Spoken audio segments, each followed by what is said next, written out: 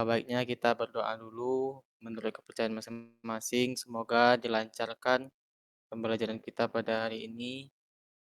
Berdoa dimulai.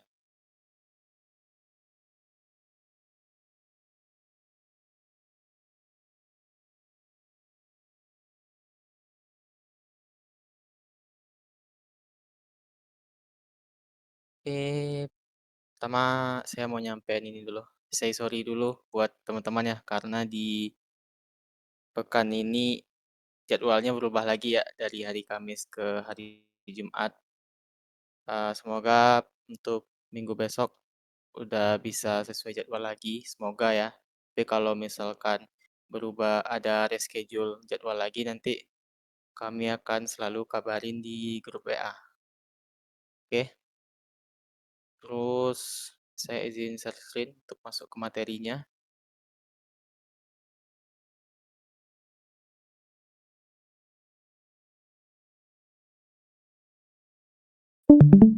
Tapi sebelum masuk ke materi untuk tugas kemarin gimana teman-teman? Apakah ada yang nemuin problem kah? Mungkin bisa sharing ke sini biar kita selesaiin sama-sama. Atau semuanya udah aman? Bagi yang udah ini aman tugasnya, boleh dipencet emoji jempol dulu biar saya tahu gitu.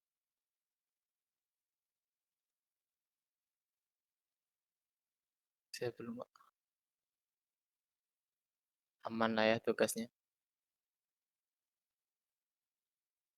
Oke, sebentar.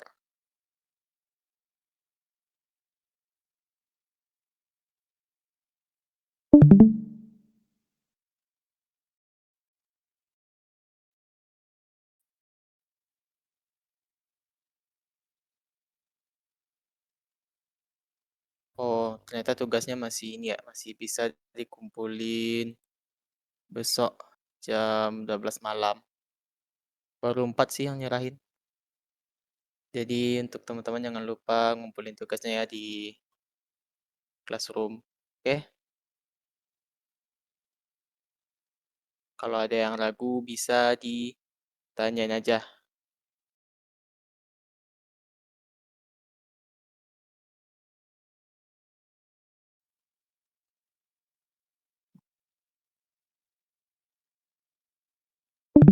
Jadi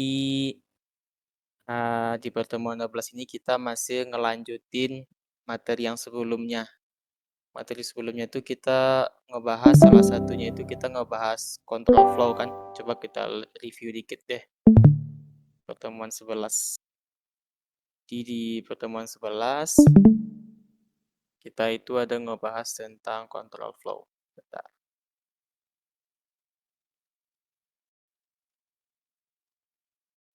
Jadi ini kita kemarin udah bahas tentang pendahuluannya, udah ngejelasin teorinya, apa itu control flow, terus mengapa control flow itu penting, terus apa aja jenis-jenis control flow yang ada di JavaScript khususnya. Yang pertama ada conditional statement, terus yang kedua ada loops, terus yang ketiga ada break dan continue. Yang untuk conditional statement kita udah bahas di pertemuan yang lalu ya, pertemuan 11. Kita udah bahas tentang if statement, terus ada else statement sama else if statement. Terus untuk kalau else if-nya banyak, kita ada alternatif lain biar source code kita lebih mudah dibaca yaitu pakai switch statement. Kita juga udah coba implementasinya gimana. Kalau pakai switch jangan lupa pakai break ya. Kita udah bahas semua di pertemuan yang lalu. Di pertemuan kali ini kita ngelanjutin ngebahas control flow lagi. Tetapi bukan conditional statement. Kita hari ini mau ngebahas tentang loops. Atau mungkin teman-teman juga biasa dengar looping atau perulangan.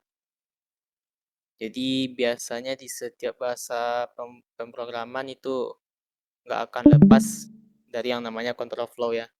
pasti belajar bahasa pemrograman apapun, eee, secara garis besar pasti akan belajar control flows kayak conditional statement, looping, dan lain sebagainya. Jadi apa itu loops, apa itu perulangan, atau apa itu looping?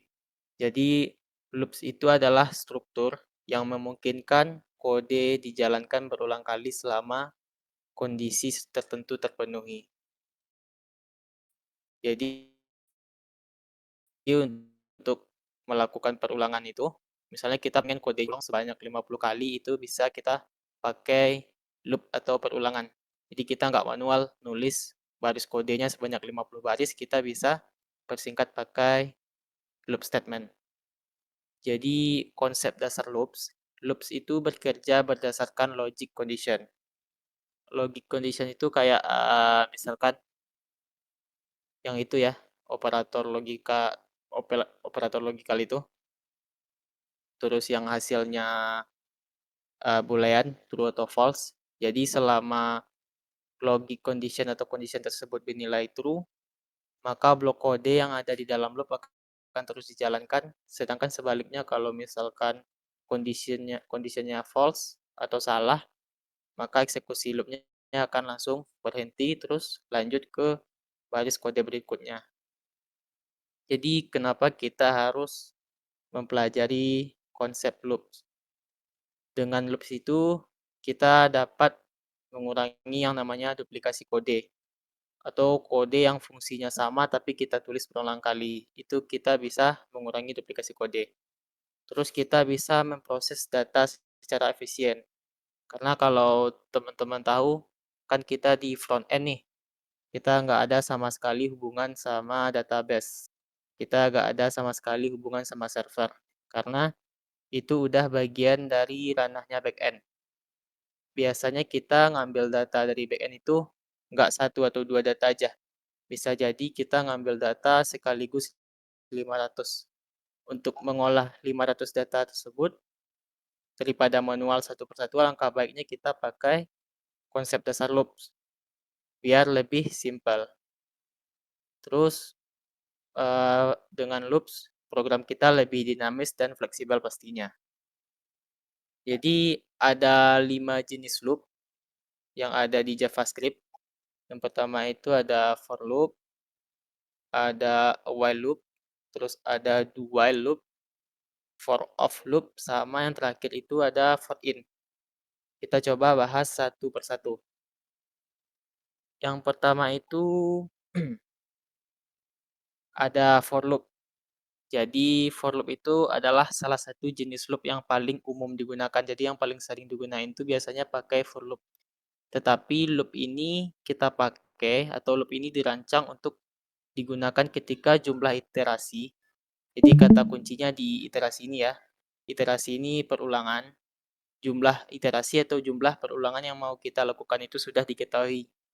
Jadi kita udah tahu kita mau ngulang kodenya sebanyak berapa kali itu, kita bisa pakai yang namanya for loop. Jadi berikut adalah sintaks dasar for loop. Jadi dia itu pakai keyword atau sintak for, terus buka kurung, di dalamnya ada tiga komponen penting. Yang pertama itu ada initialization, yaitu dilakukan sekali di awal loop, biasanya digunakan untuk mendeklarasikan dan menginisiasi variabel kontrol. Seperti kalau umumnya orang biasa ngasih nama variabelnya itu i. I ini maksudnya singkatan dari indeks. Terus ada condition.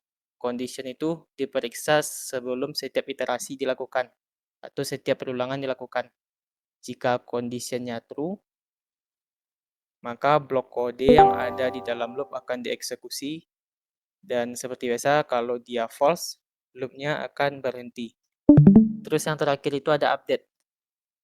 Dieksekusi setelah setiap iterasi. Jadi update ini bagian yang paling terakhir dieksekusi kalau di dalam for loop. Biasanya digunakan untuk mengubah nilai variabel yang pertama tadi, mengubah misalnya variabel i tadi. Nah, di update inilah kita bisa nemuin implementasi kemarin itu kita bahas tentang increment sama decrement kalau teman-teman ingat, yang operatornya itu plus-plus atau minus-minus, biasanya itu kita pakai implementasinya di looping, di bagian update ini. Jadi kita coba buat implementasinya ya. Kali ini saya mau pakai terminal aja.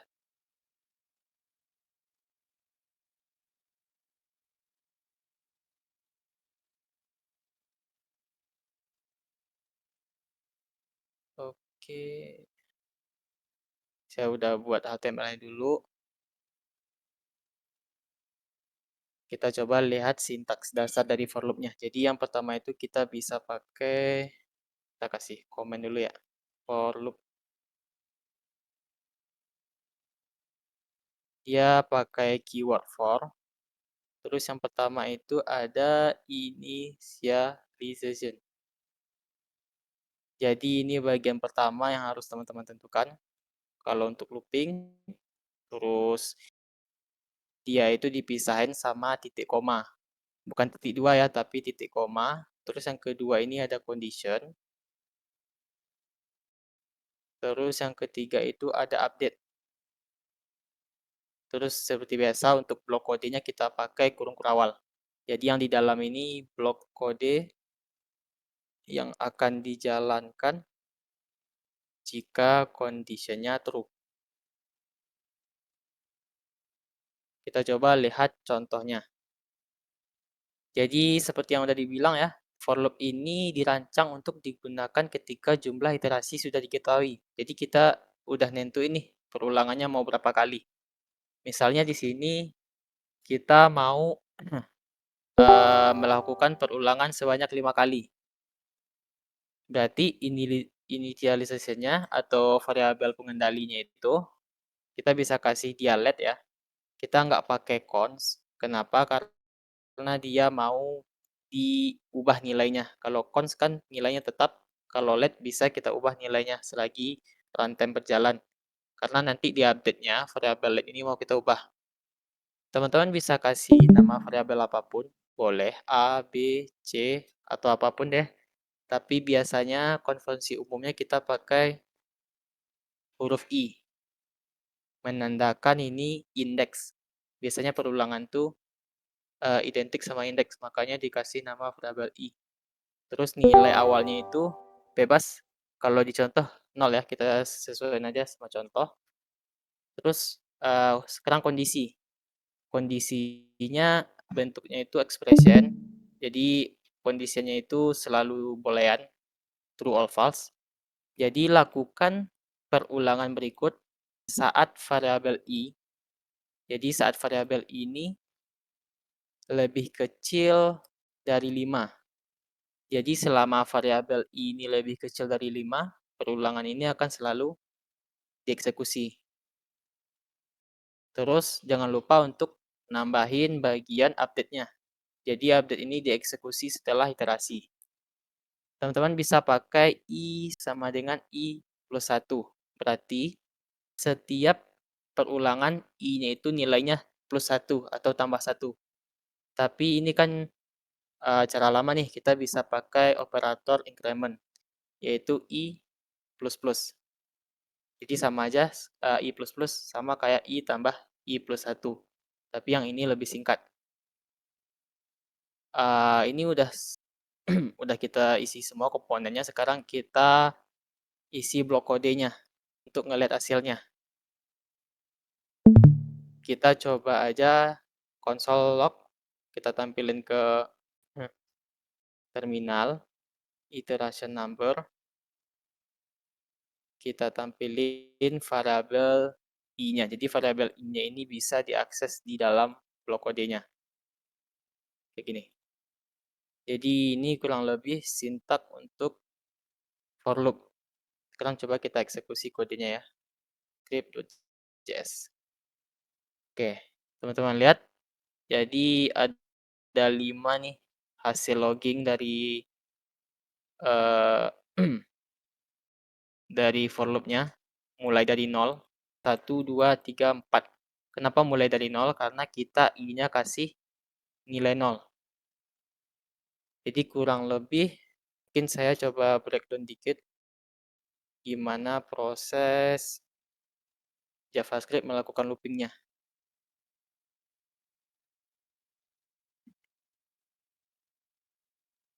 Oke, jadi yang pertama itu nanti JavaScript akan ngedeklarasiin variabelnya. Dideklarasiin variabelnya yang kita kasih yaitu i sama dengan 0. Habis mendeklarasikan, step 2 JavaScript ngecek nih kondisinya sekarang. Ini step kedua. Step kedua dia ngecek expressionnya apakah variabel i lebih kecil dari 5. Sedangkan i-nya 0 nih. Berarti 0 lebih kecil dari 5, hasilnya true. Kalau hasilnya true, blok kode akan dijalankan satu kali. Blok kode akan dijalankan sampai ke baris kode terakhir. Ini ya, baris kode terakhir berarti yang konsol log ini. Update selanjutnya, step ketiga, update akan dijalankan. Jadi balik lagi ke sini. Dia melakukan update i++. Berarti setelah blok kode dijalankan i++. Sekarang i-nya berubah jadi 1. Terus setelah berubah jadi 1 nih, setelah melakukan update, balik lagi ke step 1. Ke step 2. Dia kan udah melakukan update, balik lagi ke step 2, dia ngecek lagi. Apakah variabel i lebih kecil dari 5? Sekarang variabel i itu isinya 1. Apakah 1 lebih kecil dari 5? Hasilnya true. Balik lagi ke step ketiga, dieksekusi lagi kodenya. Habis mengeksekusi kode sampai habis, balik lagi ke update. Begitu seterusnya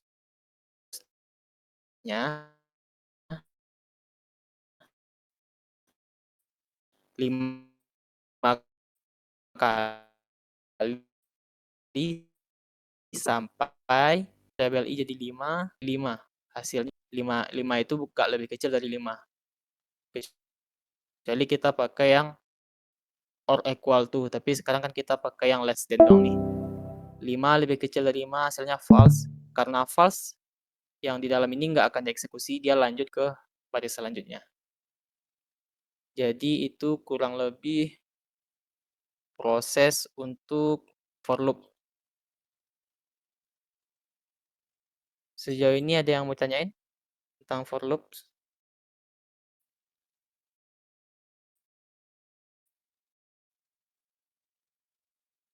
Kita step by step aja.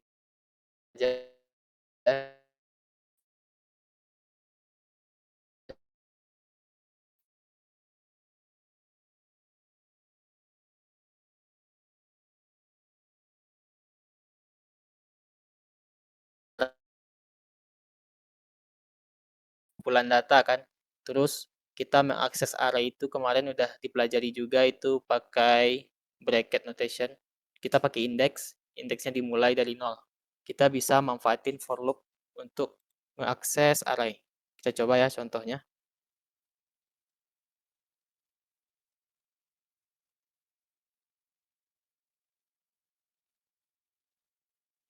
Bentar. Misalkan kita punya variabel fruits S pakai S ya, berarti jamak. Terus di dalamnya ada 3 buah-buahan. 3 data buah-buahan, apple, banana, dia string ya. Terus sama cherry. Untuk mengakses array, kita bisa pakai yang namanya bracket notation kayak gini. Kita mau akses indeks ke berapa. Ini indeks ke 0, indeks ke 1, indeks kedua. Kalau kita coba jalanin, dia berhasil mengakses variabel array pada indeks ke 1 yaitu apel. Gimana kalau seandainya kita mau mengakses semuanya tanpa manual? Oke lah kalau ini misalkan datanya cuma 3. Kalau misalkan datanya 100, nggak mungkin kita ubah ini 1, 2, 3. Nggak mungkin. Nggak, nggak menggunakan konsep pemrograman namanya kalau kita ngebuatnya secara manual. Maka dari itu kita bisa ngemanfaatin for loop untuk melakukan iterasi pada array. Seperti biasa kita kasih kata kunci for atau keyword for. Terus yang pertama, kita lakukan initialization, yaitu pembuatan variabel kontrolnya. Kita bisa kasih let i, atau kalau teman-teman mau lebih eksplisit ya, lebih jelas nama variabelnya, teman-teman bisa kasih indeks. Indeksnya 0. Kenapa indeksnya 0? Karena array itu variabelnya dimulai dari 0. Kita mau mengakses yang array itu dari awal sampai akhir, makanya kita kasih variabel indeksnya 0. Terus kita kasih indeks itu, kondisinya indeks lebih kecil dari, ada yang namanya method. Jadi nanti setelah materi ini saya juga udah buatin materi tambahan. Kita nggak bahas materi tambahannya di pertemuan ini, tapi nanti saya harapin teman-teman ngebaca materi tambahannya karena itu penting. Yaitu namanya built-in method untuk array. Jadi ini tool atau metode yang dikasih dari JavaScript-nya. Jadi kita bisa ngedapatin informasi berapa panjang data array tersebut dengan cara kita pilih nih, kita copy nama variabelnya, terus kita kasih dot notation atau titik, terus teman-teman ketik length atau panjang. Jadi length ini nanti akan diubah sama JavaScript jadi number atau jadi angka. Angkanya itu berupa panjang dari array. Jadi kalau misalkan ada 3 data array, for each length ini akan diubah jadi angka 3 nantinya. Ini bisa menyesuaikan dari isi array-nya. Jadi teman-teman bisa akses ya, bisa akses atau pengen tahu berapa panjang data array, bisa pakai method length. Terus kita kasih update-nya index plus plus. Jadi setiap selesai iterasi, indeksnya kita tambah 1. Makanya index plus plus. Sekarang kita coba console logs. Kita mau akses fruits. Kita mau akses array fruits atau buah-buahan yang indeksnya tuh dari variabel kontrol di atas, dari 0. Kalau kita coba eksekusi kodenya, lihat otomatis bisa mengakses semua value dari array-nya. Gak perlu kita manual ngetik atau ketik variabel indeksnya dari 0, 1, 2, 3, 4, dan seterusnya. Jadi for loop ini bisa teman-teman pakai untuk ngecek data di array.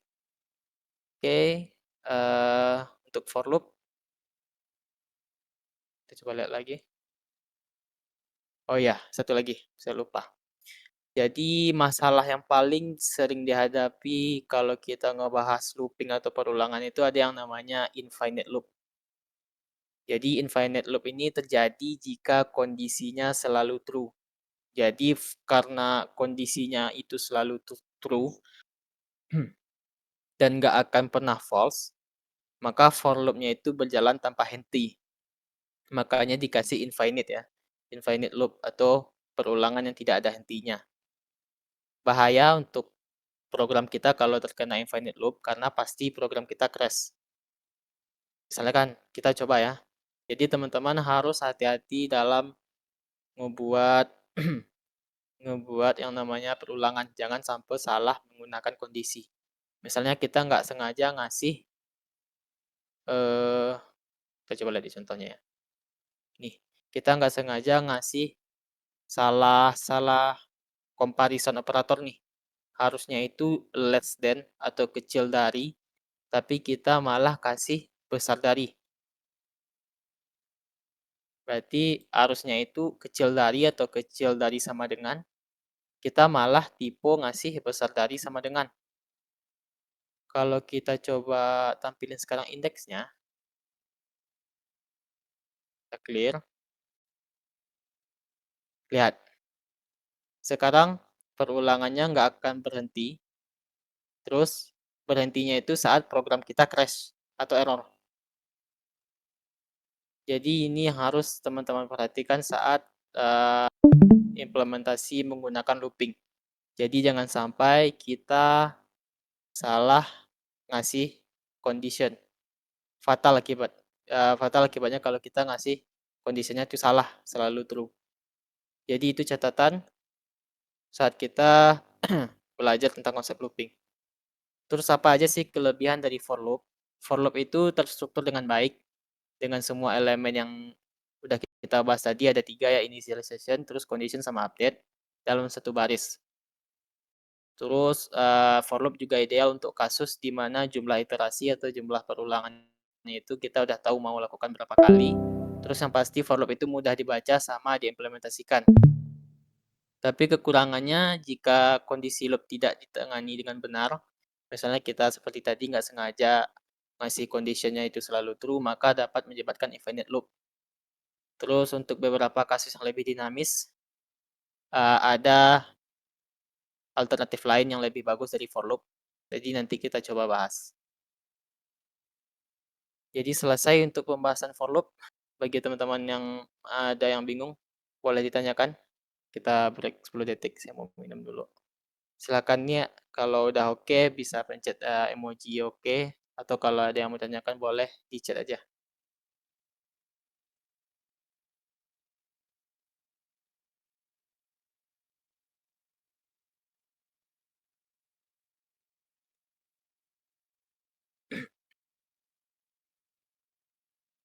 Oke, aman ya untuk for loop, nggak ada pertanyaan. Mudah-mudahan teman paham. Kita masuk ke perulangan selanjutnya. Ada yang namanya while loop. Jadi while loop ini adalah jenis loop yang digunakan untuk menjalankan blok kode secara berulang selama suatu logic condition itu terpenuhi. Loop ini sangat berguna ketika jumlah iterasi belum diketahui. Jadi berbeda sama for loop. Kalau for loop jumlah iterasi perulangannya itu kita udah expect mau berapa kali, sedangkan kalau kita nggak expect perulangannya ini harus dilakukan berapa kali, kita bisa pakai while loop. Jadi berguna ketika jumlah iterasi belum diketahui dan bergantung pada perubahan condition tertentu. Kita coba lihat sintaks dasarnya. Jadi kalau while loop itu dia pakai keyword while. While, terus conditionnya apa, terus langsung kode yang mau dieksekusi kalau conditionnya true. Jika condition bernilai true, blok kode akan dijalankan, sedangkan kalau conditionnya false, loop akan berhenti. Seperti biasa. Kita coba buat contoh implementasinya. Kedua ada yang namanya while loop. Jadi untuk while loop itu sintaks dasarnya pakai keyword atau sintaks while. Terus dalam kurungnya ini ada condition. Terus blok kode yang mau dieksekusi kalau misalkan conditionnya true. Kita coba lihat contoh implementasinya. Kita coba untuk buat perulangan mirip seperti yang for loop tadi, mencetak iteration number dari 0 sampai 5. Tapi kita sekarang implementasiin pakai while. Kalau di while loop, yang ada elemennya itu cuma condition, cuma ada yang ini nih, yang pengecekan ini. Berarti mau nggak mau kita harus ngedeklarasiin variabel kontrolnya itu di luar while. Berarti kita bisa deklarasiin di luar while. Misalnya di sini let i sama dengan 0. Terus kita sekarang bisa cek apakah variabel yang kita buat tadi itu lebih kecil dari 5. Terus kalau misalkan i-nya itu lebih kecil dari 5, hasilnya akan true. Maka kita eksekusi kode yang ada di dalam while-nya. Misalkan iteration number perulangan kita cetak variabel i-nya. Terus jangan lupa untuk nambahin update-nya. Kalau di for loop kan enak nih. Ini udah ada initialization, ada condition, ada update. Kalau di while, kita harus nambahin update-nya manual di baris kode paling terakhir. Jadi jangan lupa untuk nambahan i++. Kita coba eksekusi.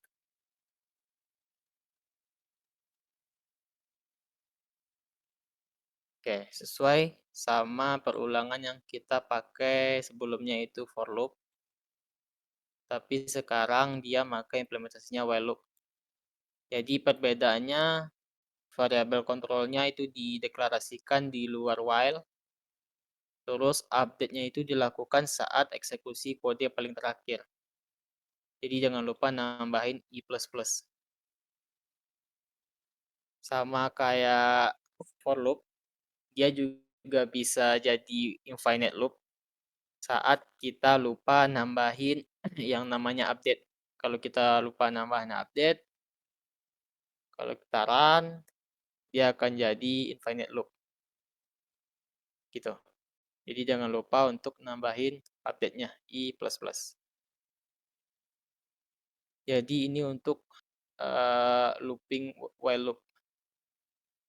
Perbedaan dengan for loop, while loop itu lebih cocok ketika digunakan ketika jumlah iterasinya tidak diketahui dan bergantung pada kondisi tertentu. Terus for loop lebih terstruktur untuk kasus di mana jumlah iterasi sudah diketahui. Terus kelebihannya fleksibel untuk kasus sama ya kayak sebelumnya untuk iterasi yang tidak diketahui dan mudah dipahami untuk situasi yang memerlukan kondisi dinamis. Terus kekurangannya juga sama kayak loop yang lainnya, dia ada kemungkinan infinite loop. Terus juga kurang terstruktur jika dibandingkan for loop. Kalau teman-teman lihat, struktur for loop itu emang lebih bagus ya daripada while loop, karena dia mendeklarasikan 3 elemennya dalam satu baris. Kita jadi mudah bacanya, sedangkan kalau while loop dia terpisah-pisah. Deklarasinya terpisah, kondisinya terpisah, terus update-nya juga terpisah. Makanya untuk secara struktur lebih clean, teman-teman pakai for loop. Jadi itu untuk perulangan while atau while loop. Aman? Ada yang mau tanya teman-teman sejauh ini?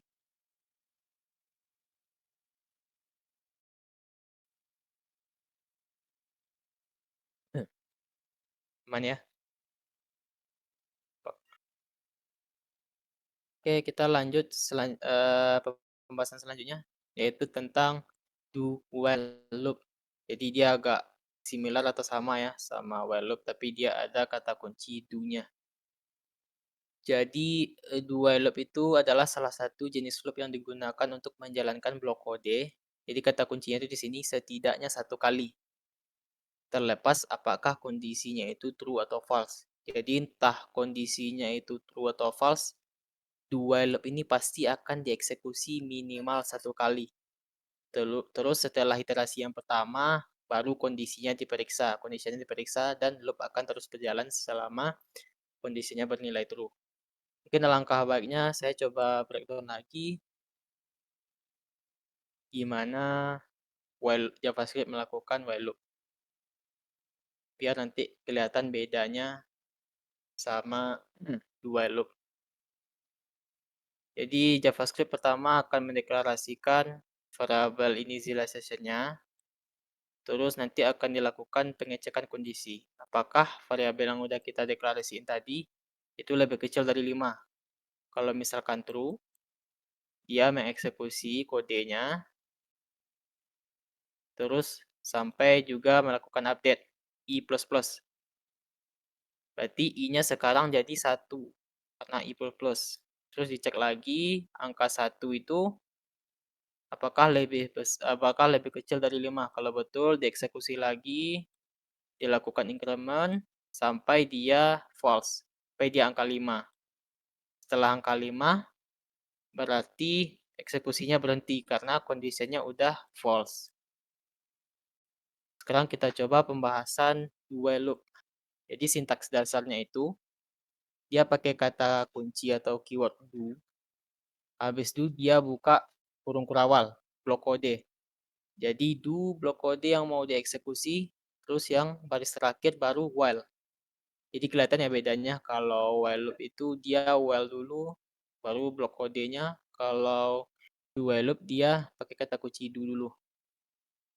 Kita coba lihat contohnya.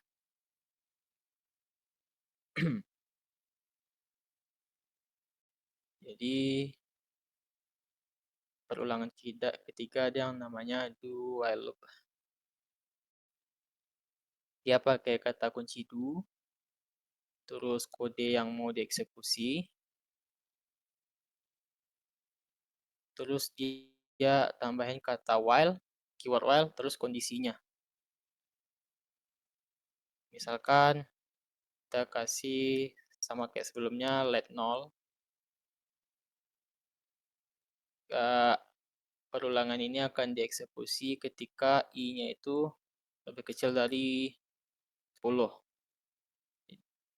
Terus jangan lupa untuk nambahin update-nya i++. Ini penting, kalau enggak kita kena infinite loop. Terus kita cetak hasil iterasinya. Perulangan ke kita cetak variabel i-nya. Sekarang kita jalankan, sama kayak biasa dia menjalankan perulangan 10 kali, 1, 2, 3, 4, 5, 6, 7, 8, 9, 10, karena dia mulai dari 0. Tapi kalau seandainya kita coba lihat kita modifikasi yang while ya. Kalau enggak kita samain deh. Dia sama-sama let i, variabel i. Tapi yang ini kita ubah jadi 5 biar sama. Kita komen ya. Kalau misalkan kita ubah pengecekannya nih. Kita klik dulu. Kita save, kita jalanin lagi. Seperti biasa normal, nggak ada masalah. Kita sekarang ubah kondisinya jadi 0. Kalau kita eksekusi, dia nggak nampilin apa-apa. Alias loopingnya nggak dieksekusi karena apa? Karena pada pengecekan pertama aja, apakah 0 lebih kecil dari 0? Itu hasilnya false. Karena false, langsung aja di skip nih eksekusi kodenya. Itu kalau kita pakai while. Sedangkan kalau kita pakai do while loop, kita coba ya. Ininya juga kita ubah 0. Kalau misalkan kita jalanin, dia akan mengeksekusi kodenya minimal 1 kali. Sesuai sama yang udah kita baca tadi. Do while loop setelah digunakan untuk menyalakan blok kode setidaknya 1 kali. Jadi nggak peduli entah false atau true, dia pasti akan dieksekusi 1 kali. Kita coba breakdown lagi gimana proses JavaScript menjalankan loop-nya. Oke, seperti biasa initialization dulu. Terus JavaScript langsung eksekusi kode yang di dalam ini. Nggak peduli dia, jadi dia bukan cek kondisi dulu ya. Dia eksekusi kode ini dulu 1 kali, baru dia melakukan cek kondisi. Jadi itu bedanya ya. Kalau do while sama while loop. Kalau while loop dia cek kondisi dulu, baru eksekusi. Kalau do while loop dia eksekusi dulu minimal 1 kali, habis itu baru dicek kondisinya. Makanya kalau kita lihat walaupun conditionnya ini false, kita kasih false nih, ini udah pasti nggak bisa diubah lagi ya, false. Kita jalanin, dia tetap mengeksekusi kode 1 kali. Karena dia eksekusi dulu baru ngecek kondisinya. Jadi itu behavior atau sifat dari perulangan do while loop. Jadi teman-teman semoga ini ya ngeh apa perbedaan antara while loop sama do while loop. Oke, ada yang mau tanyain teman-teman? Kalau aman bisa pencet react emoji-nya.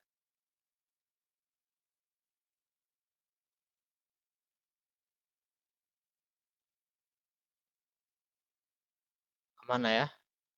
Oke, kita masuk ke pembahasan selanjutnya. Jadi nanti teman bisa baca apa perbedaan while sama do while nih. Kalau while loop, dia memeriksa kondisi terlebih dahulu, baru menjalankan blok kode. Terus kalau while loop tuh bisa jadi eksekusinya nggak akan dijalankan sama sekali. Beda sama duel menjalankan blok kode dahulu, baru memeriksa condition, jadi bersilang nih eksekusi cara prosesnya. Terus yang pasti blok kode itu akan dijalankan minimal 1 kali kalau pakai do while loop. Sama kayak looping sebelumnya, do while loop juga bisa terkena masalah infinite loop. Kalau seandainya teman-teman ngasih pengecekan kondisinya itu selalu true, pasti dia kena infinite loop. Jadi jangan lupa untuk hati-hati saat menerapkan looping.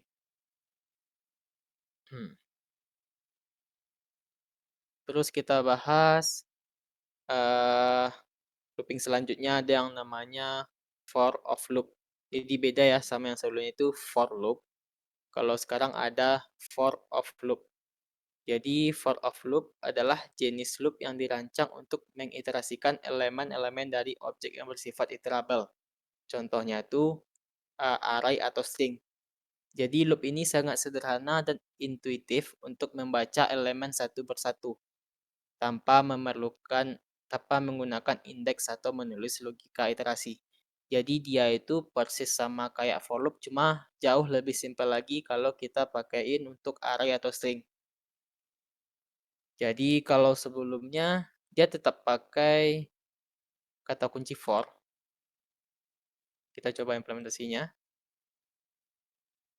Jadi ada yang namanya for of loop.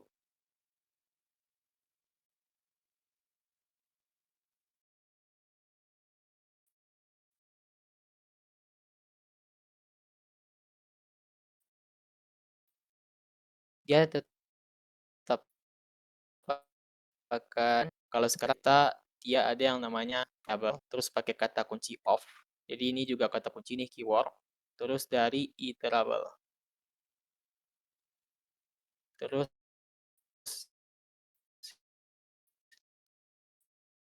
kode yang mau dieksekusi. Lebih simpel ya daripada for loop. Kalau di for loop ada 3 elemen yang harus teman-teman siapkan. Kalau di for of loop cuma 2. Kita coba lihat contoh implementasinya di array. Dia udah dijelasin kalau for of loop ini cocok untuk objek yang bersifat iterable, contohnya array atau string. Kita coba ambil contoh array sebelumnya aja. Kita coba cetak kayak gini, cuma kita pakai cara for of loop sekarang. Kita punya variabel buah-buahan ini. Jadi variabel buah-buahan ini yang dimaksud itu iterable. Makanya fruits ini kita masukin ke elemen variabel. Kita mau mecahin, ini kan pakai S nih. Berarti artinya buah-buahnya banyak, lebih dari 1. Berarti kita bisa mecah fruit of fruits. Jadi mirip ya. Jadi buah-buahan dari satu buah dari banyak buah-buahan. Kayak gini. Jangan lupa ngasih nama variabelnya. Nih. Maka masing-masing dari value array ini otomatis akan di bypass ke sini, ke fruit ini. Masing-masing nilainya ya. Terus berapa kali sih for of loop ini akan dilakukan? For of loop ini akan dilakukan iterasinya otomatis panjang array-nya. Jadi kalau misalkan panjang data array-nya 3, secara otomatis JavaScript akan melakukan perulangan ini sebanyak 3 kali. Tanpa kita ngasih tahu, kalau sebelumnya kita ngasih tahu dulu kan JavaScript-nya itu panjangnya array-nya itu berapa. Kalau kita pakai for of loop, dia otomatis tahu, otomatis ngecek sendiri array ini panjangnya berapa. Kita coba 6 deh sekarang. Sebelumnya 3, kita coba 6. Berarti sekarang kita tinggal nampilin fruitnya ini, buah ini yang tunggal ini ke konsol. Kalau kita cetak sekarang, lihat dia nampilin hasil semua value dari array-nya. Tanpa kita perlu ngasih tahu indeks 0, indeks 1, dan seterusnya. Di sini juga kita udah bahas kenapa kita enaknya pakai nama variabel itu pakai bahasa Inggris. Karena kita bisa pakai yang jamak, kita bisa pakai yang singular atau tunggal. Kalau misalkan kita coba pakai bahasa Indonesia kan aneh ya. Ini berarti banyak buah, terus ini buah. Nggak, nggak enak aja dibacanya kalau misalkan nama variabelnya kayak gini. Makanya lebih baik kita pakai variabel bahasa Inggris. Jadi kalau misalnya ada S berarti dia array, datanya banyak. Kalau misalkan dia nggak ada S, floatnya berarti dia datanya tunggal. Itu salah satu variabel naming rules ya, atau peraturan penamaan variabel yang udah kita bahas di pertemuan kedua JavaScript deh, kalau saya nggak salah. Jadi itu untuk for of loop. Terus for of loop juga bisa kita implementasiin ke string. Kalau ini kan ke array nih. Kita juga bisa implementasiin ke string, misalnya kita ada variabel word atau variabel kata, tulisannya itu nama kampus deh, UPI-PTK. Terus kita mau nampilin satu persatu karakter yang ada di variabel word ini. Berarti kita tinggal ngasih const char of word. Jadi karakter dari masing-masing kalimat ini kita cetak ke konsol. Sekarang akan dilakukan iterasi satu persatu sepanjang berapa kali JavaScript ini akan melakukan iterasi, yaitu panjang stringnya. Otomatis nanti JavaScript hitung sendiri stringnya ini berapa panjangnya. Jadi itu untuk for of loop. Kelebihannya nanti bisa teman-teman baca nih, cocok untuk indeks dan lain sebagainya. Kita fokus ke kekurangannya. Kekurangannya for of loop ini tidak bisa digunakan untuk mengakses indeks secara langsung. Kita nggak bisa mengakses data indeks gini. Kita nggak tahu nih apel ini indeks keberapa, naik keberapa. Itu kita nggak bisa akses di for of loop. Terus dia juga nggak kompatibel sama data objek. Jadi kemarin juga kita udah bahas objek ya. Const person, misalnya dia, jadi untuk objek pakai kurung kelawar, misalnya ada name, namanya siapa, terus alamatnya di mana, bla bla bla, terus umurnya berapa. Kalau untuk objek kayak gini kita nggak bisa pakai for of loop. Jadi masih ada sedikit kekurangan dari for of loop. Kita bahas lagi looping yang satu lagi yang terakhir nih. Ada yang namanya for in loop. Paket lengkap dari for of loop. Jadi for in loop ini adalah semua enumerable property dari sebuah objek. Loop ini sangat berguna untuk membaca properti dalam sebuah objek atau indeks dalam array. Jadi kalau sebelumnya variabel fruit ini dia nge-access value. Kalau sekarang kalau kita pakai for in, dia itu nge-access indeksnya. Jadi sama, dia hampir persis. Kayak sintaksnya itu hampir persis, hampir mirip juga kayak for of. Jadi kita coba ya, for in loop. Dia pakai kata keyword for, tetap pakai kata keyword for. Terus ada variabelnya sama. Terus dia pakai kata keyword in, bukan of. Kalau sebelumnya itu pakai keyword of, sekarang dia pakai in object.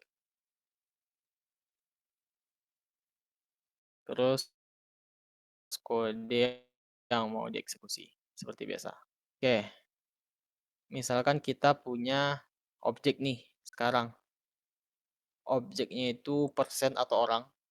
Kita coba buat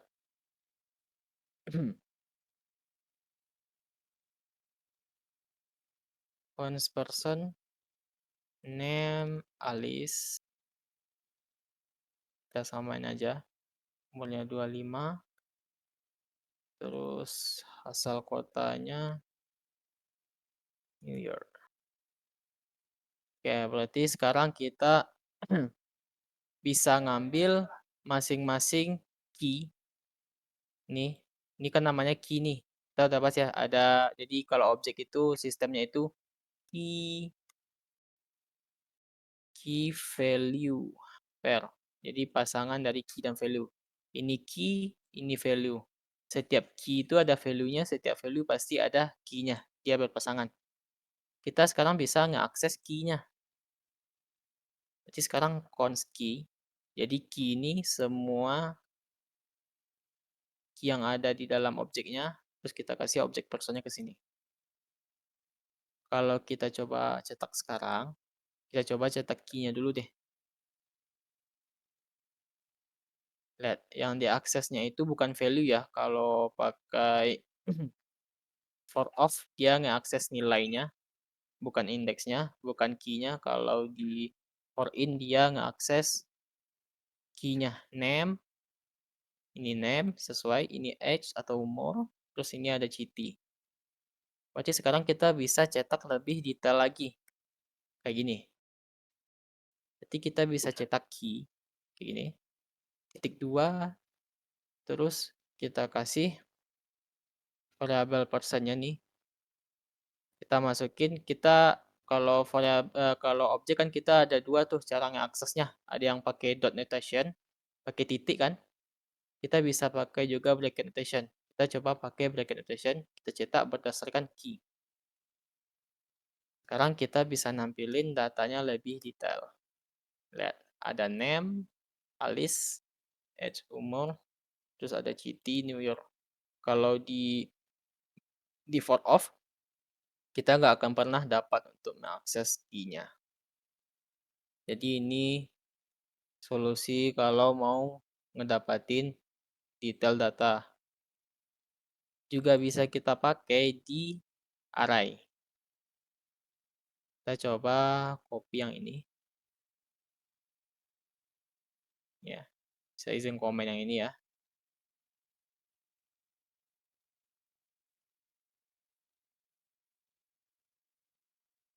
Sekarang dia nggak lagi nge-akses key, tapi dia bisa kita kasih nama index. Kenapa index? Karena kalau array itu mainan lagi. Kuncinya itu ada index, kalau di objek ada key. Jadi kalau kita coba cetak indeksnya, coba run, dia mengakses indeks 0, 1, 2, 3. Berarti kita kalau mau nyetak datanya, kita tinggal kasih data indeks ke indeks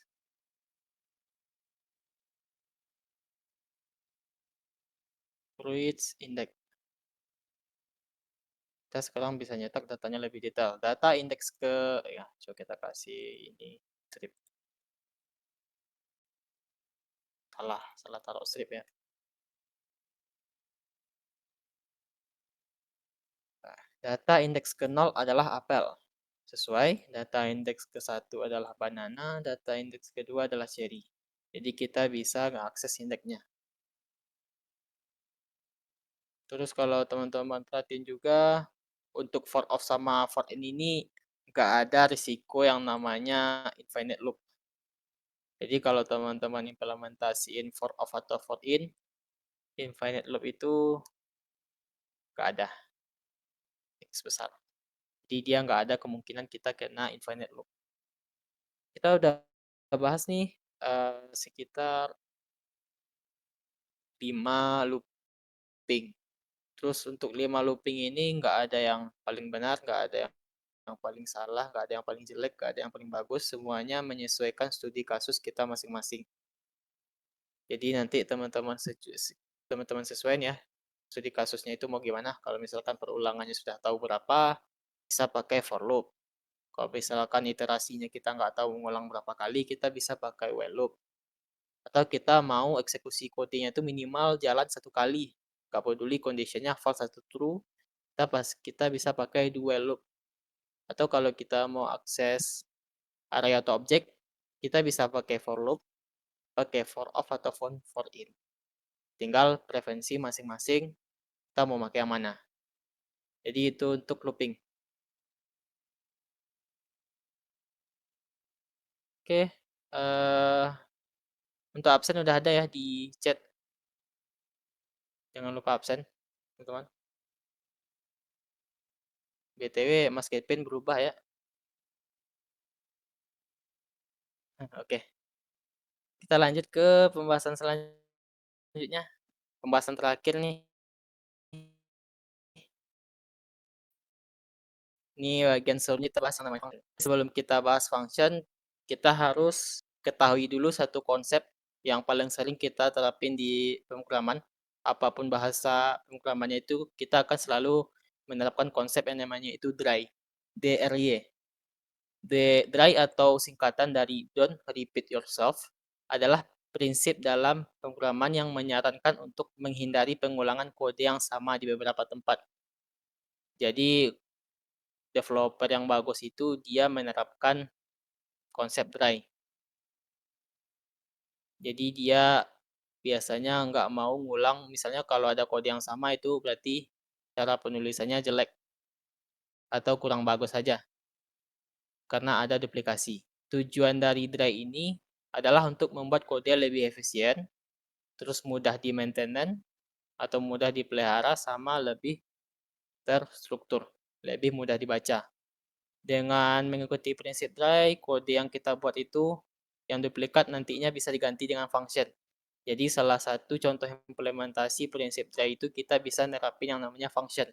Sehingga jika ada perubahan hanya perlu dilakukan satu tempat. Prinsip ini membantu mengurangi kemungkinan terjadinya error dan mempermudah perawatan kode jangka panjang. Jadi kita belajar function ini untuk nerapin prinsip dry, yaitu nggak melakukan yang namanya duplikasi kode.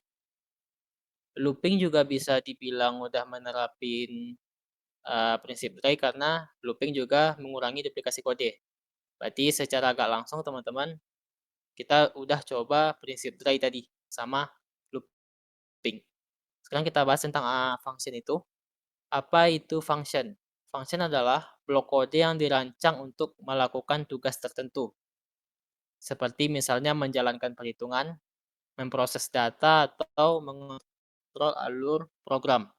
Jadi function memungkinkan untuk menulis kode yang lebih terstruktur, lebih rapi, lebih terorganisir, dan yang paling penting itu dari function itu ini. Kata kuncinya itu reusable atau bisa digunakan kembali. Jadi function itu mengurangi pengulangan kode dan memudahkan pemeliharaan program yang lebih besar. Jadi udah saya notice tadi ya, kalau yang paling penting dari function itu yaitu reusable. Apa itu reusable atau reusability? Function memungkinkan kode untuk digunakan kembali di berbagai bagian program, sehingga mengurangi duplikasi kode.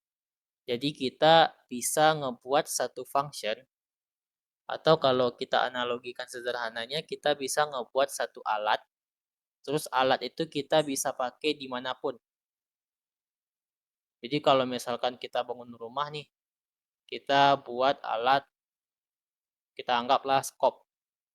Berarti kita cuma perlu ngebuat skop itu satu kali, terus kita bisa pakai skop itu di lantai 1, di lantai 2, di lantai 3, di lantai 4. Jadi dia nggak terbuang. Sedangkan kalau misalkan kita nggak nerapin konsep function, saat kita ngerjain, misalnya kita buat rumah di lantai 1, kita nggak nerapin function nih, berarti kita buat scope, terus kita pakai di lantai 1.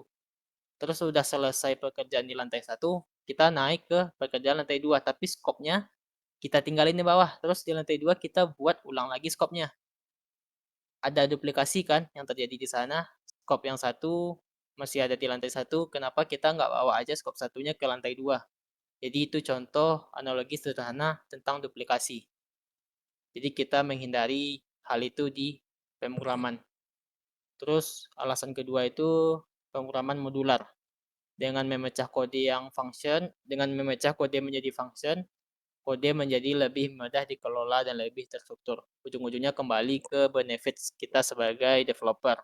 Kita lebih mudah mengelola shortcode yang sudah kita bangun. Soalnya kalau kita nggak pakai function bisa jadi aja kita ngebuat project besar nih, kita ngebuat project sekitar 1-2 minggu. Setelah itu projectnya selesai, kita kasih ke klien, terus 6 bulan kemudian klien minta maintenance. Tapi karena kita nggak nerapin konsep dry, kita malah nggak paham sama source code yang kita buat sendiri.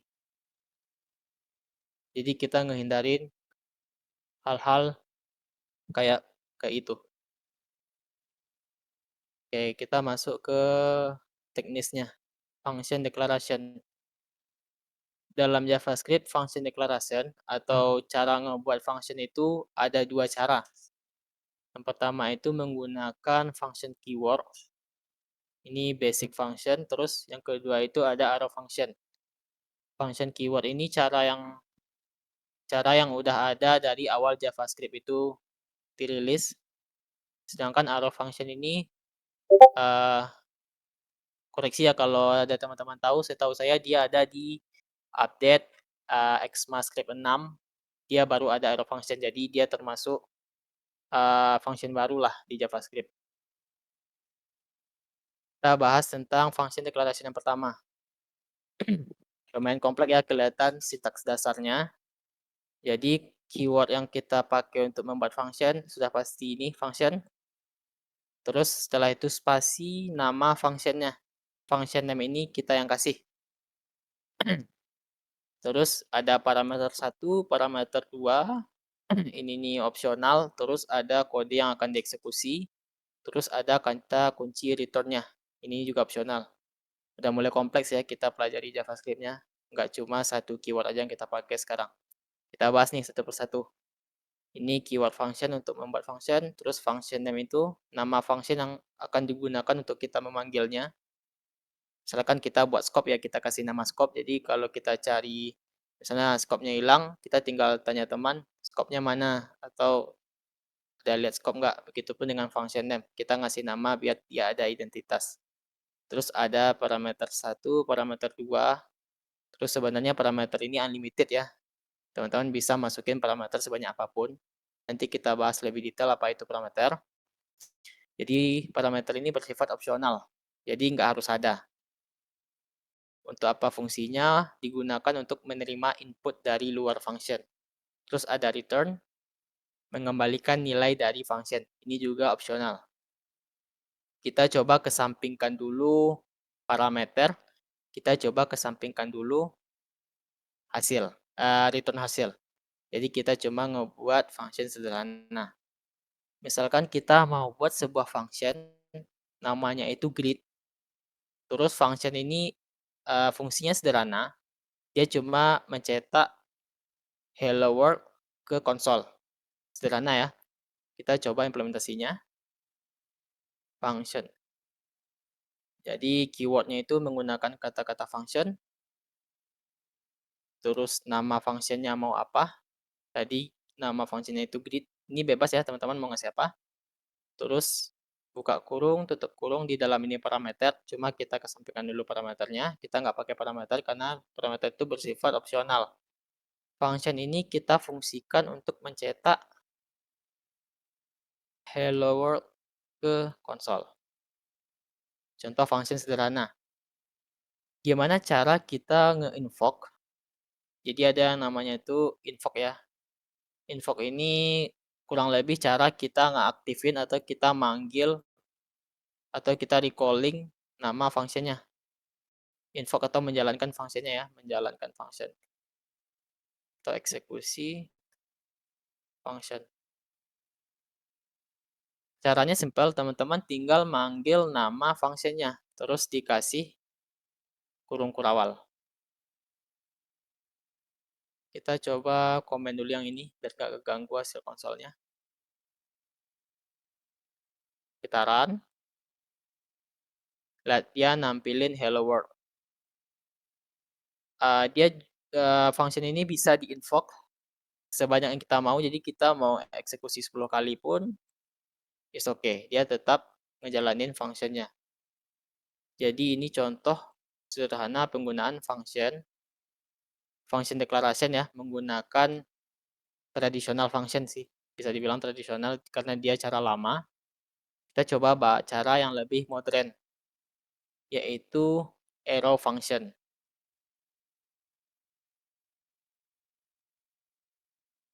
Oke, untuk arrow function itu dia sama kayak mendeklarasikan variabel. Dia pakai kata kunci cons. terus nama fungsinya apa. Tapi bedanya kalau variabel kan kita ngasih value nih di sini. Kalau string pakai kutip 2, kalau angka tinggal tulis 1, 2, 3, dan lain sebagainya. Atau kalau boolean tinggal ngasih true or false. Sekarang kita kasih dia dalam bentuk function. Sama function name itu untuk digunakan untuk invoke atau memanggil fungsinya. Terus juga bisa ada parameter di sini. Mohon maaf, kayaknya saya lupa nih nambahin parameter di sini. Tapi di penjelasannya ada. Terus juga ada return. Terus yang enaknya dari arrow function itu, jika functionnya itu hanya memiliki satu expression, return akan secara otomatis dikembalikan tanpa perlu menulis kata kunci return. Mungkin ini belum kebayang nih, tapi nanti kita coba lihat di contoh implementasinya. Kita sekarang ubah function yang udah kita buat sebelumnya pakai cara traditional function, pakai cara yang lebih modern, yaitu pakai arrow function. Jadi conscript, kita ngebuat proses kayak gini ya, nama fungsinya. Conscript sama dengan, terus buka kurung tutup kurung, terus ini tanda panah sama dengan besar dari. Makanya dinamain arrow function ya. Arrow functionnya itu dari sini nih, makna arrow functionnya itu. Terus kurung kurawal. Terus kita tinggal ngejalanin kode yang sama. Jadi ini bentuk ini grid, ini grid yang function lama, ini pakai arrow function. Fungsinya sama, untuk manggilnya pun sama, kita tinggal ngasih panggil nama functionnya. Hello world from arrow function.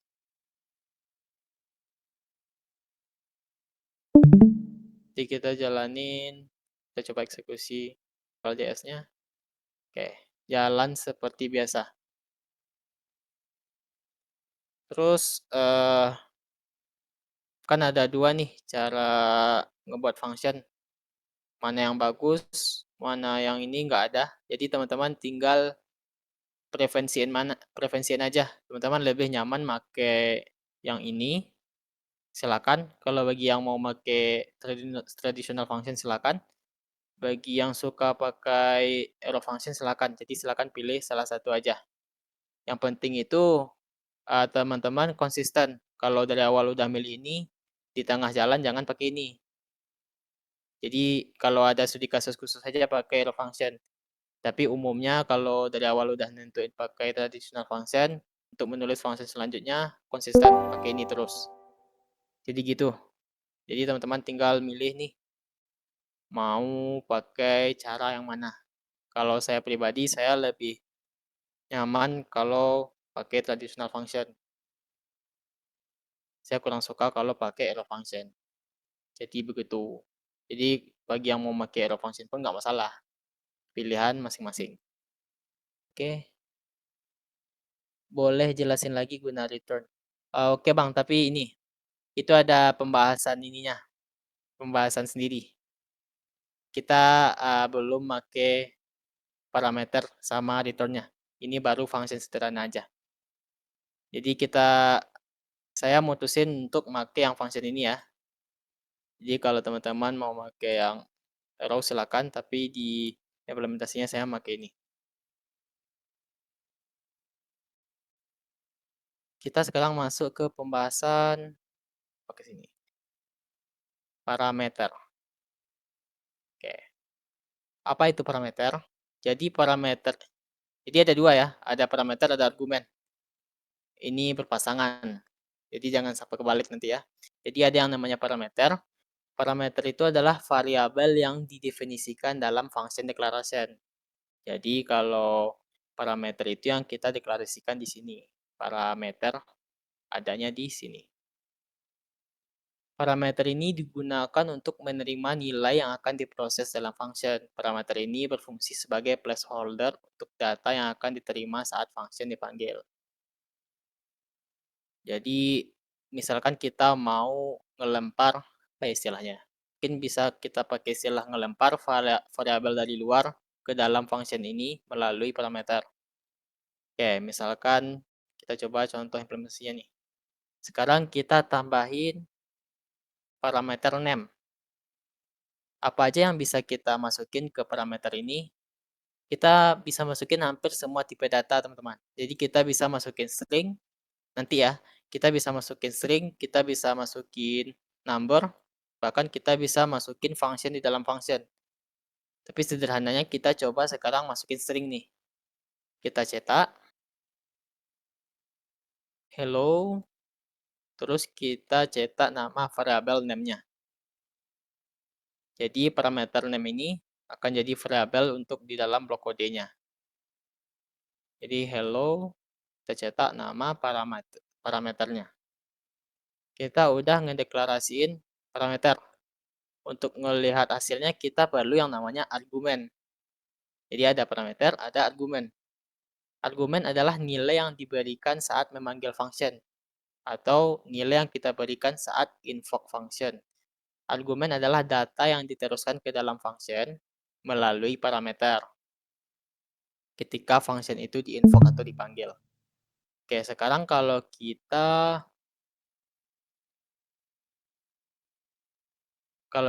invoke functionnya atau kita panggil functionnya, greet, sekarang dia minta data nih. Jadi dikasih tahu sama JavaScript kalau kalau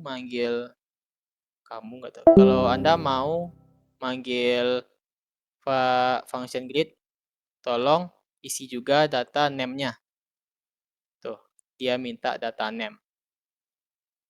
Berarti kita coba isi data name-nya nama saya deh. Sekarang kita coba jalanin. Sekarang, variabel name ini, yang Iksan ini akan dikirim. Kita coba di pen biar lebih jelas. Jadi saat JavaScript mengeksekusi fungsinya, kita akan panggil nih, invoke atau memanggil function. Nanti otomatis variabel ini atau data ini, bukan variabel, maaf, data string ini akan dikirim ke name. Berarti sekarang name ini dia punya value Iksan.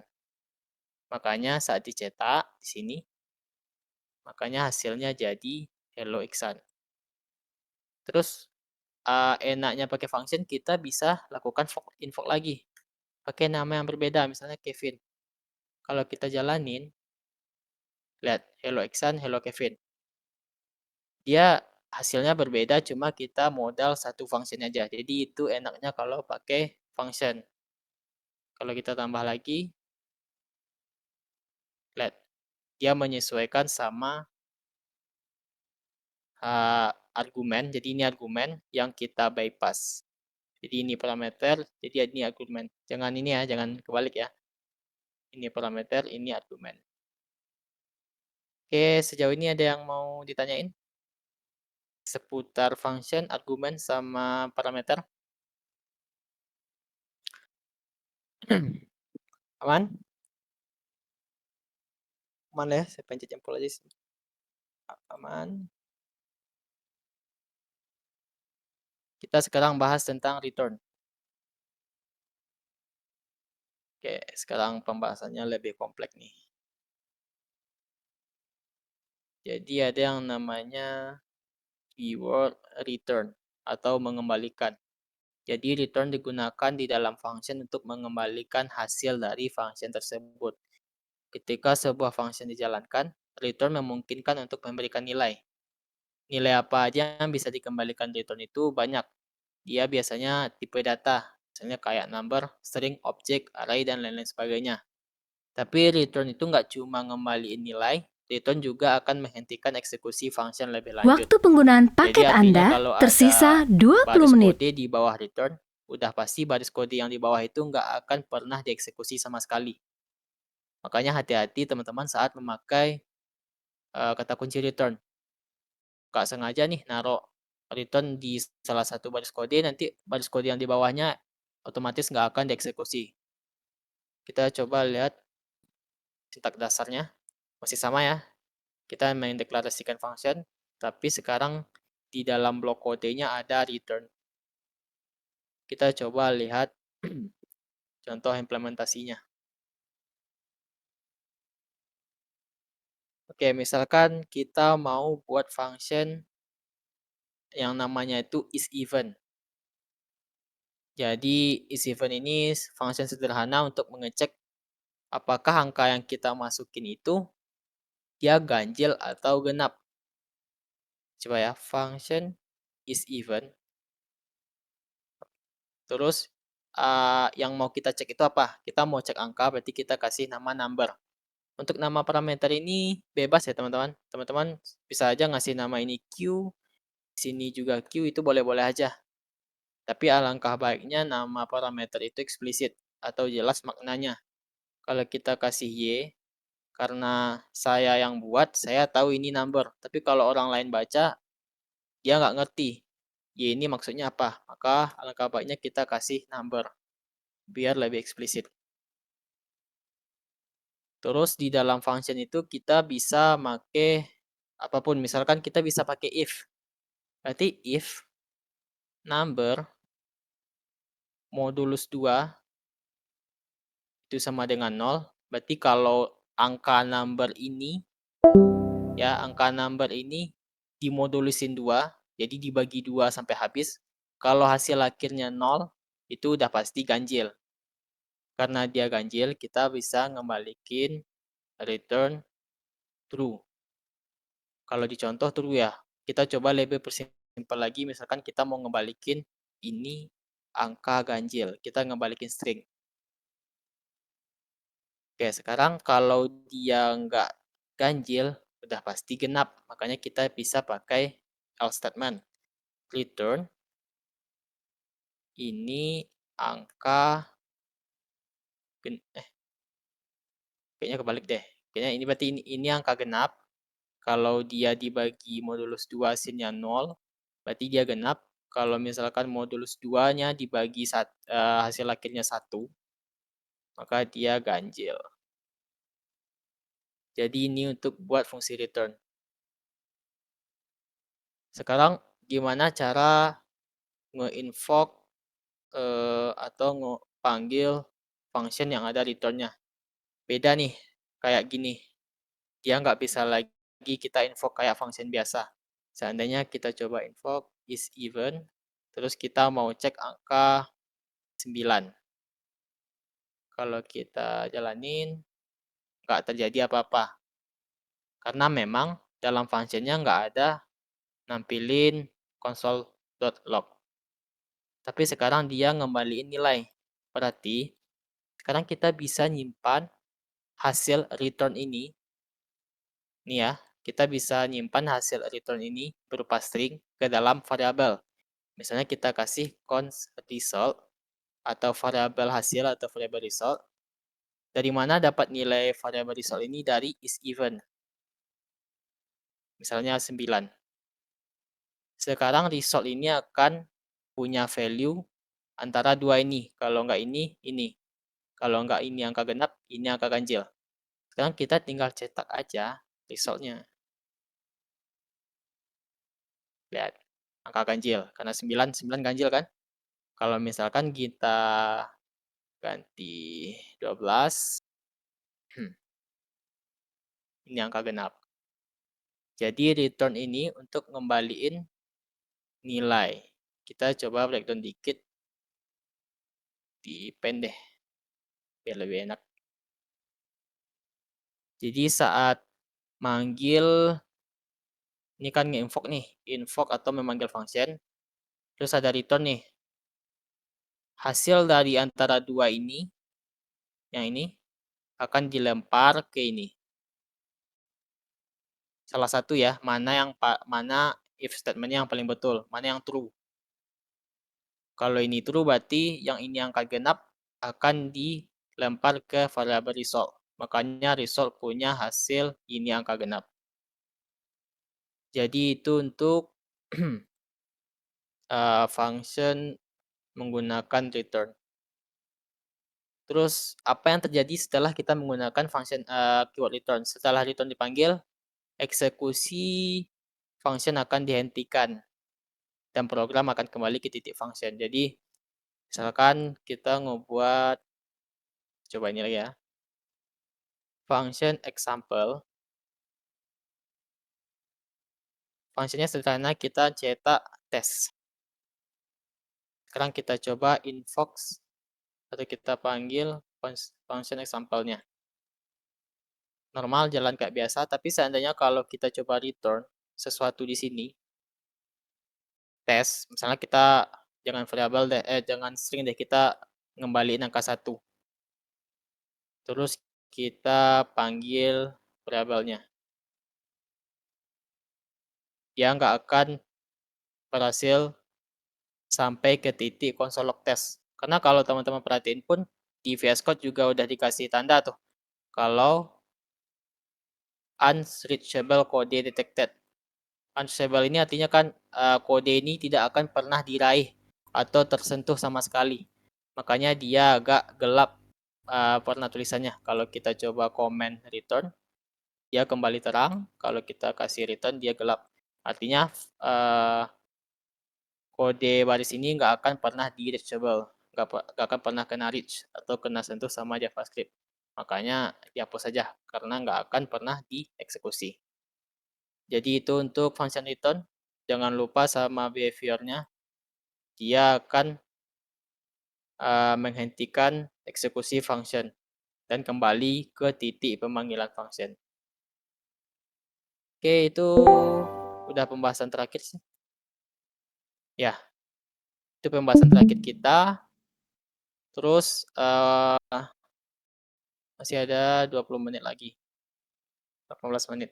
Oke, ada yang mau ditanya teman-teman? Saya mau minum dikit. Kalau ada yang mau ditanyain boleh chat di kolom chat atau on mic juga boleh.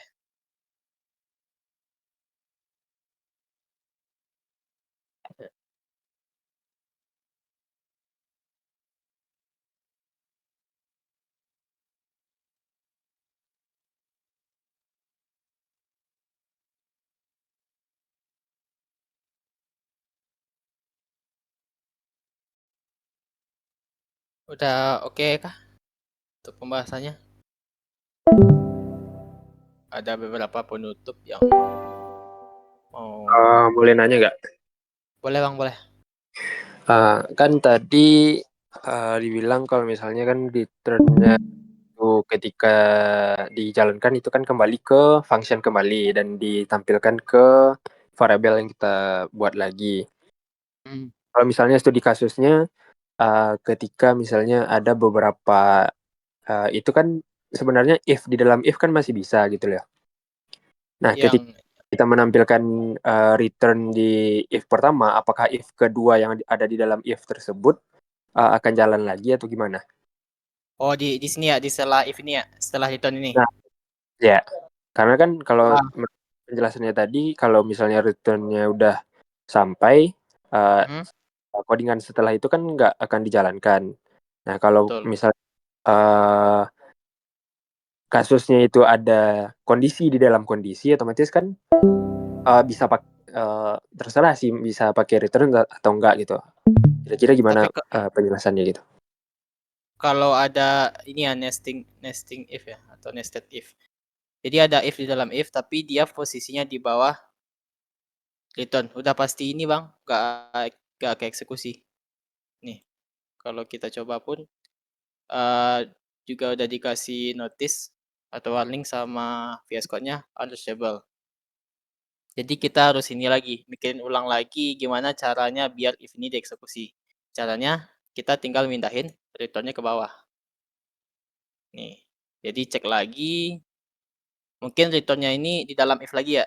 Jadi ada pengecekan pertama, terus habis itu ada pengecekan Waktu kedua, penggunaan paket Anda terus tersisa misalnya habis 10 menit. pengecekan kedua, ada pengecekan ketiga lagi, berarti kita taruh function keyword return-nya di if yang paling terdalam. Ini ada if lagi, pengecekan ketiga. Jadi kita taruh return-nya di dalam sini. Biar if-nya ini tetap kebaca. Kalau kita taruh di sini, otomatis dia unreachable. Nih. Oke. Gitu Kak Bang maksudnya? Iya iya, oke oke. Paham paham. Heeh. Terima kasih. Oke Bang, thank you pertanyaannya Bang. Teman-teman ada yang mau tanya lagi? Jadi kadang-kadang kita memang harus ini sih, mikir 2 kali, gimana caranya return ini posisinya yang betul. Segala baris kode yang ada di bawah return itu udah pasti nggak akan dieksekusi sama sekali.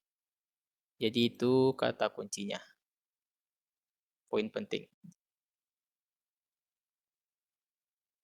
Oke, kayaknya nggak ada pertanyaan ya. Saya mau nyampein beberapa hal nih. Di pertemuan hari ini nggak ada tugas, tapi saya mau ngasih materi tambahan nih. Apa ya? Nggak wajib, tapi saya sangat sarankan untuk teman-teman baca. Nah, jadi saya udah buatin materi tentang additional array atau kita kan udah bahas array kemarin, tetapi saya rasa itu belum lengkap pembahasannya. Karena kita udah belajar function, jadi array itu punya banyak function bawaan. Atau kalau misalkan bawaan itu biasanya nggak disebut function ya, biasanya disebut methods. Jadi array itu punya banyak methods dari JavaScript. Jadi saya udah buatin nih uh, banyak metode yang paling umum. Jadi saya harap teman-teman ngebacanya nanti di luar kelas karena kalau kita bahas juga kepanjangan nih. Kalau di total slide kita aja itu ada 90. Tapi kita udah selesai di materi di slide di slide ke 49 atau slide 50 deh. Itu udah selesai pembahasan hari ini. Itu slide selanjutnya itu materi tambahan. Udah saya buatin. Jadi saya harap teman-teman baca ya tentang additional array ini. Udah saya coba jelasin juga selengkap mungkin apa fungsi, apa metodenya. Terus mungkin alasan kenapa saya mau teman-teman lebih mendalami array. Simpel aja teman-teman, karena kedepannya kita pasti akan bekerja sama backend. Apa hubungannya? Jadi biasanya data-data yang dikembaliin